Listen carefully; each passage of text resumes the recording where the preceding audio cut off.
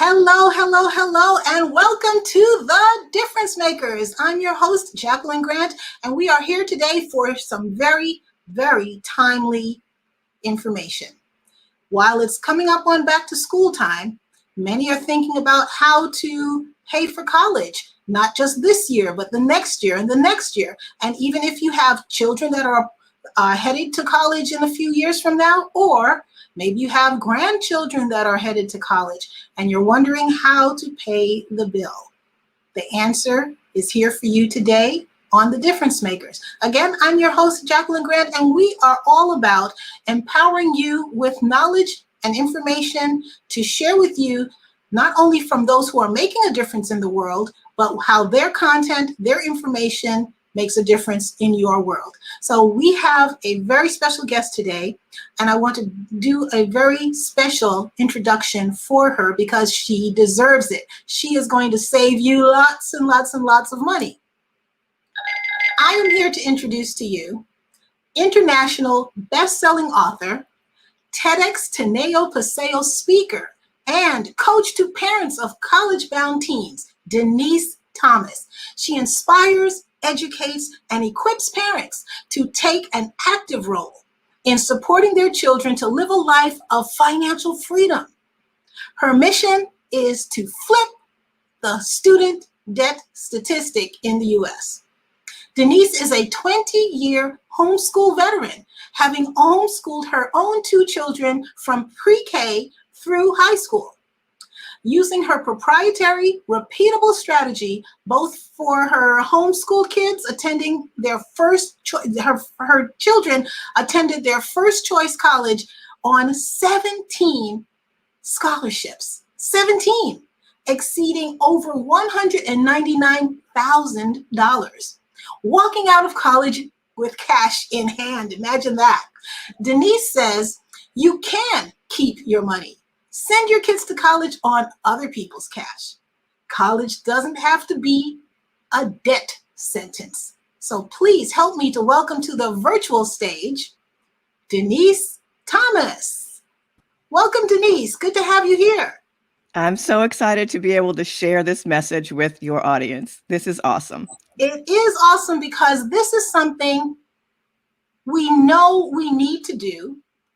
We know that there are options out there, but where do we find them?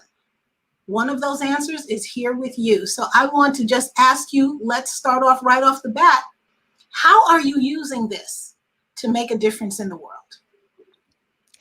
Well, Jacqueline, if you think about what it would be like as a 22-year-old walking out of college with a job that pays, I don't know, somewhere between $35,000 and maybe $50,000. That's as kind of an average. Mm-hmm. But yet you walk out with $200,000 with student loan debt. Mm-hmm. To be able to walk out of college debt-free is incredibly freeing. You actually live your life differently than your peers, and then you can make a difference. Your kids and grandkids can make a difference in other people's lives. I can't tell you how wonderful it has been to hear of past students who will tell me, I was able to help the homeless. I was able to take vacations. I was able to go visit my family. It's something that most college graduates can't do for decades. And it's part of the conversation, unfortunately, amongst their peers. How are you paying for your student loan? How much more do you have to pay? What's your monthly payment? We don't have to have that conversation, do we? That's right. And I think what's interesting is that parents are not having this conversation with their kids. Yes, sometimes there's a concern about how much and how much college is going to cost and how we're going to pay for it. But for the vast majority, they shrug their shoulders and say, well, you're just going to have loans. That's just the way it is. That's just the way it is. Yeah. It's just the way it is. But the truth is, that's not the way it is. That is what the media would like you to believe. That is all we hear. But that's not true. Well, tell us the real story. How did you come upon all this wealth of knowledge? You homeschooled your children. You've gotten them where they are debt-free. They've gotten out of college with cash in hand. How did you come upon all of this knowledge? I have to say I was desperate. And that's really the bottom line. Mhm. As a parent, we were like most Americans. We did not have a college fund set aside. And my husband was working for corporate, which very many people do. So we figured, well, everything is cool. We've got the 401k. My husband figured, we'll just draw from that when it's necessary for them to go to school. But then the rug got yanked out from under us. After 15 years of being in corporate, my husband was laid off. Okay, that was a big deal, but he was able to get a job literally from the elevator walking downstairs. It was that quick. So that was awesome. But a few months later, he was laid off again. You see, we were not paying attention to global events and things that were affecting his industry. It didn't take long before the stock market crashed. Now, when the stock market crashed, we lost so much money. There was so little left, it was almost nothing. So we had to use what was left in our savings and in our what was left in the stock market, which wasn't much, to pay the bills. And we had 2 mortgages at that time. So the money runs out really fast. And then I realized, yeah, this little bitty amount that's left is all we have, and we have to declare bankruptcy. We did so. We had enough bankruptcy attorney, and we bought a lawnmower and a trailer and began mowing lawns to put food on the table. Now, Jacqueline, the bankruptcy that we had was liquidation. And most people don't think about that being a possibility. But for us, it was not a wonderful experience. Everything we owned, if you could touch it, it had to be sold. The toys, my library of 500 books from homeschooling for the last 13 years, gone. Furniture, Christmas decorations, the pots and pans in your kitchen. I had strangers walking into my home, making an offer on the pot I was cooking my dinner in.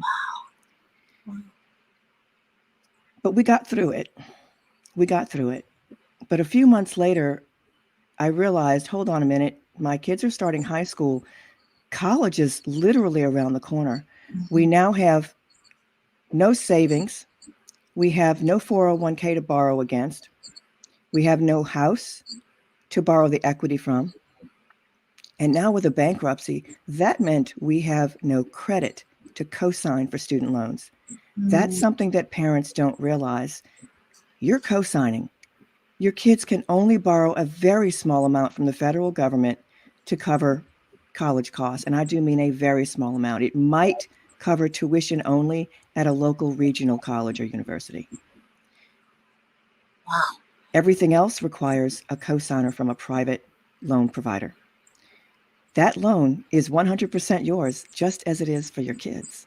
But we couldn't even do that. That took loans right off the table for us. So now what do we do? What were our options? So at that point in time, I started doing the research.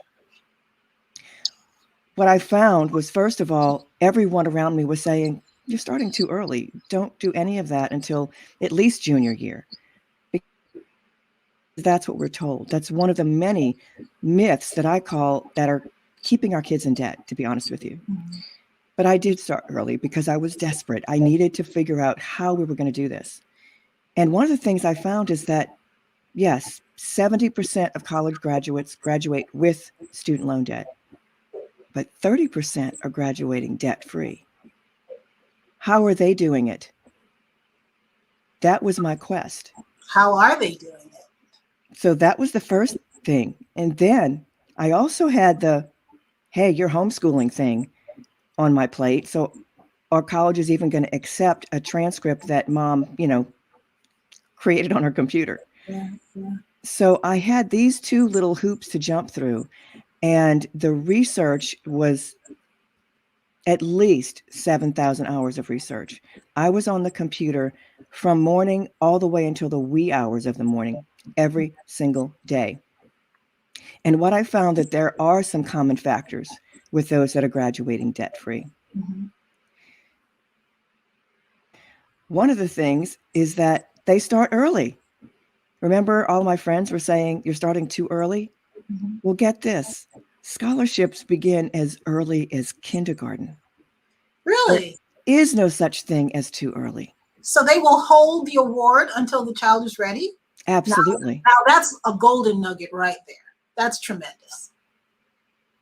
And some scholarships, they don't even send it directly to the college.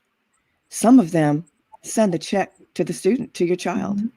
You are now developing your scholarship fund for your kid. Wow. Wow. Has this always been the case, or is this something that is recent? For example, was this around when I went to college? Way back when, when I went to college? Was this around? Actually, pretty much true. Yes. That's the thing that is amazing to me is that for literally at least 3 decades, we've been telling people don't start until junior or senior year to take college entrance exams or look into colleges in any way. Mm-hmm. And for the vast majority, oh, yeah, when do you start looking for scholarships? Senior year, usually after they've already got their college acceptance and their college financial aid offer and realize there's this huge gap. Well, by then, you've left a lot of money on the table. You can still get money, but maybe not as much as you would have had you started 2, 3, 4 years earlier. Wow. So with your children heading to college, you spending all these thousands of hours doing research and so forth, was it basically you were figuring it out on your own? Did you have some resources to help you along? There were no resources at the time. There wasn't the, let's go find a college counselor that's not in our high school. And that's the other thing. As a homeschool parent, I was my child's homeschool counselor, right? So, but if you think about it, high school counselors have a lot on their plate. Their job is not just to help your kid figure out how to get college scholarships or how to get admitted into college. Mm-hmm. Their job encompasses everything around your child's psychology. How are they doing at home? What type of learning disabilities are they dealing with? It's so tremendous. This little bit of high school to college is a very small portion, but also high school counselors, they have like 400 kids to deal with. It's impossible. They can't possibly offer everything that's necessary for your kid to do well and get these scholarships. Wow. So you mentioned about your children being homeschooled, and you're wondering, will their activities that you provided for them be accepted? What was that process like? Did you have to do anything special to get them accepted? Actually, yes. When I was trying to figure out what would it take, I had to learn what colleges were looking for. And there are 3 things that colleges are looking for. Mm-hmm. First of all, are you going to graduate? So your grades show them that, grades and test scores. What kind of a student are you going to be? Are you going to fit into this campus community? How do you fit in? And last, what kind of an alumni will you be? How will you reflect as an adult back on your college or university? Because let's face it, pretty much every social event that you have when you're meeting new people, one of the questions is going to be, so what college did you attend? Mm-hmm. It's Absolutely. just a, rainy question, but the point is that are you going to be the person that says that and the person who's receiving it says, oh man, must be a great university for them to have taken you because you're really an awesome person in the back of their head, right? Mm-hmm. So when I was trying to figure this out, what I did is I created an application package that my children sent to all the colleges that they were applying to that showcased my kids as meeting those criteria. My daughter said that it's the difference between Six Flags and Disney World. They both have the same entities, and your college application has the same things as everybody else's college application has. But how do you make it stand out? And if you look at Six Flags and Disney World, they both have rides, they both have food, and they both have entertainment and shows. The difference is that Disney does storytelling and marketing vastly different. That is how we created this package. Very. And so it tells the story of how your child is going to be a fantastic student while they're on your campus and a fantastic alumni later on in life. That is a fantastic strategy. And we all know that stories engage, stories pull you into the experience, and it's the experience that people go to Disney versus any other option that they may have. So how did it all turn out for you? $199,000 in scholarships, over 17 scholarships. Over what period of time did you collect all of those scholarships? For my daughter, her first scholarship was won in her junior year. It was the spring of her junior year. It was the first scholarship that she applied to, and it was a national scholarship for $10,000. So that was the first one.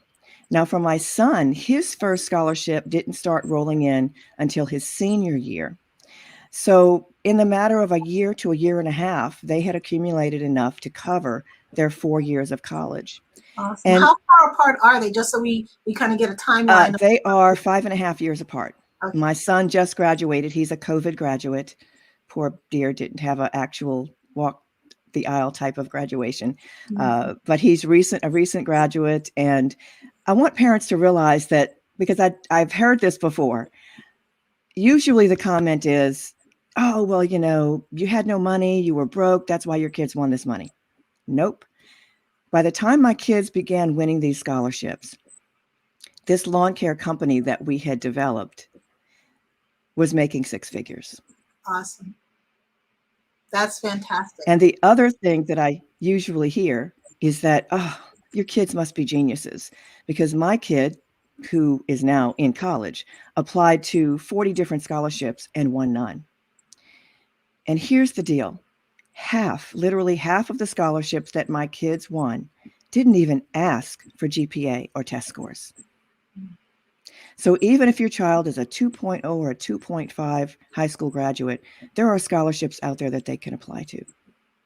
That's amazing. That's amazing. I know that there are different corporations, whether you work for that company or not, you can apply for scholarships. What other options do people have to start to do their own research as far as scholarships that may be available for their children?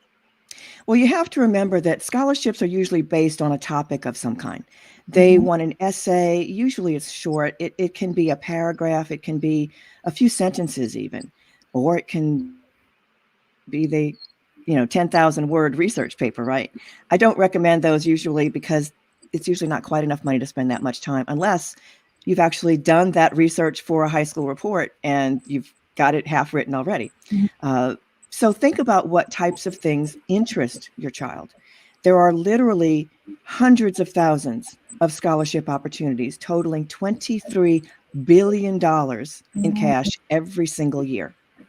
Wow. What that means is, if your child comes upon a scholarship for, I don't know, accident prevention, and they want you to write an essay, maybe it's a public service announcement, and your kid has literally no interest in that, they won't win. Toss it in the trash. Try again. There are plenty of opportunities out there that would have more of an interest to your child. So go with something that they would have an interest in. Awesome. That is wonderful information, food for thought.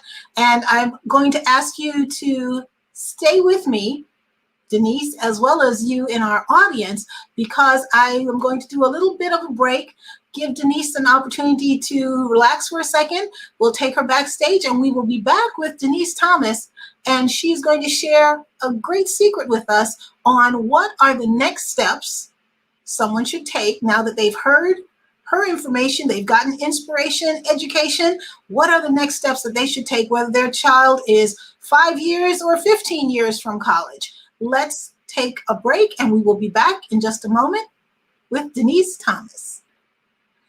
Hello, everyone. Again, we are here as the difference makers. We share with you people who are making a difference in the world. A difference that can affect you and your family. As we see with our guest for today, Denise Thomas, this is information that can affect not only your children, your grandchildren. the children of your friends and your family members. This is widespread. It applies to everyone. But you know, if you've been watching our show for the past few months, everything that I do, every guest that I bring onto our show is about business, how to help you in your personal business, your professional business. That means if you are an entrepreneur or you have entrepreneurial endeavors to start a business one day, you're getting the inspiration and the education to be able to have the tools, the tips, the strategies that you need to succeed. And I have a very special prize for you, present for you today. I'm going to share with you Unlock More Revenue Giveaway. This is a giveaway that I am participating in, but there are many, many different gifts that are free for you to be able to partake in, to download for free, and to be able to utilize and put this into your business building strategy. I want to share with you that there are over 20 different giveaways that you can download for free that will tap into all different aspects of your business. How to look at your mindset and tap into your hidden talents. How more ways to make more money in your business. Content blueprints, storytelling. We talked about that with Denise just a few minutes ago. How to use storytelling in your business. Self-selling secrets. There are ways to be able to risk reversal strategies so that your customer can say yes more often. Lead generation, partnership strategies, all different types of things that are here available for you. And this is just a sampling, but I also want to share with you that even I have a gift here where it's incorporating LinkedIn and giving you a free LinkedIn profile audit. So the link is available in the chat below of this particular post, as well as the related posts of this particular show. Download these gifts. You may not see a way to apply them to your business today, but as you think about it, as you look at your growth and where you want to be 6 months, 1 year, 5 years from now, you will get inspiration from these different resources. So I encourage you to be able to take a look and to be able to be a part of our giveaway. You have a few days to be able to take advantage of it, but please do take note of the link and be able to access them all for free, all downloadable, and I'm sure you'll get great value from it. So let's bring our guest, Denise, back to the show and ask Denise, what is the, let's get rid of this. What is the next step that someone should take when they are looking at their business, home business, of educating their children and sending them to school? Because that is a job all in of itself. You've got that right, Jacqueline. It certainly is. And for business owners and entrepreneurs or six-figure earners who happen to be in corporate or what have you, you might have some hoops to jump through as well. So I created an ebook specifically for you titled The Business of Paying for College for business owners and six-figure earners. So I will put that link in the comments if that's all right for you. Sure, definitely. And I'll also take that and put it into the chat after the show is over, and you'll be able to, those who are watching live or on replay, you'll be able to click on that link as well. And there it is. Great. Thank you, Denise. So what else can you say as we close out for someone who has a child that, let's say, is in crunch time? They're a year or two out from college. They're nervous about what to do based on all that has happened in the past year. And so what advice would you give them to not only calm the nerves, but also give them next steps? Of course, once they've received your ebook and they've consumed that, what else should they be looking at? Well, first of all, don't wait.